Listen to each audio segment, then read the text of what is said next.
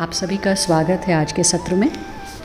यदि कोई हमारे बारे में कुछ अपशब्द कह देता है, कोई गलत बात कह देता है, तो हमें कितना गुस्सा आता है।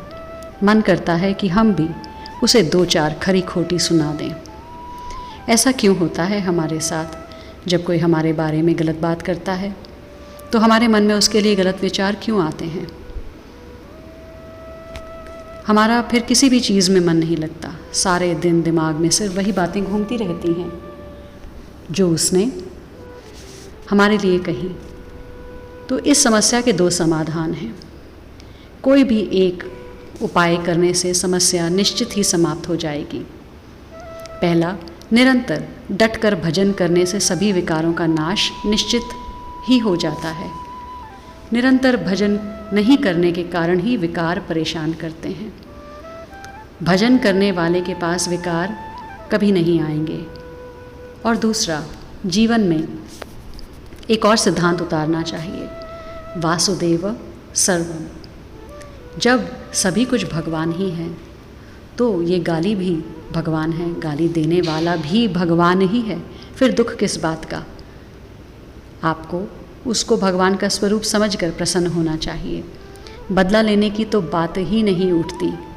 श्री गोस्वामी जी महाराज ने श्री रामचरितमानस में लिखा है, उमा जे राम चरण रत बिगत काम मद क्रोध, निज प्रभु मैं देखही जगत केनी सन करही विरोध। उपनिषद में भी आता है कि शब्द ब्रह्म है, वाग वह ब्रह्मोति। शब्द नाद ब्रह्म है, फिर ब्रह्म से दुख या अप्रसन्नता क्यों?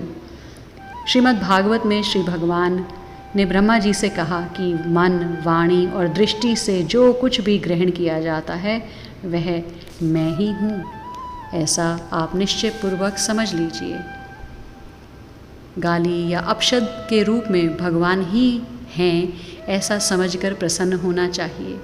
भगवान के प्रसाद में लड्डू भी होता है और करेला भी होता है। हम दोनों को ही प्रसन्नता से खाते हैं क्योंकि वह भगवान का प्रसाद है।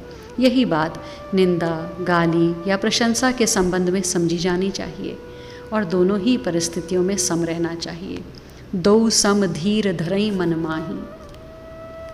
तो ज्ञान की दृष्टि से देखें, गाली, अपशब्द, निंदा, अपमान, तिरस्कार, सम्मान, प्रशंसा आदि हम तक पहुंच ही नहीं सकते क्योंकि निंदा, प्रशंसा आदि नाम की होती है तथा अपमान, तिरस्कार, सम्मान आदि शरीर के होते हैं। हम नाम और शरीर दोनों से ही तो अलग हैं। हमारी निंदा तथा अपमान हो ही नहीं सकता। निंदा नाम की होती है, अपमान शरीर का होता है और हम इन दोनों से अलग हैं। हमारा स्वरूप चिन्मय सत्ता मात्र है। हमारा अपमान, निंदा कभी भी हो ही नहीं सकते और ना कोई कर ही सकता है। बस इस विचार को दृढ़ता से पकड़ लेना चाहिए। फिर निंदा, स्तुति से कभी भी हर्ष शोक नहीं होगा। आत्मा की कभी निंदा स्तुति नहीं हो सकती। आज के लिए इतना ही, शेष चर्चा आगे।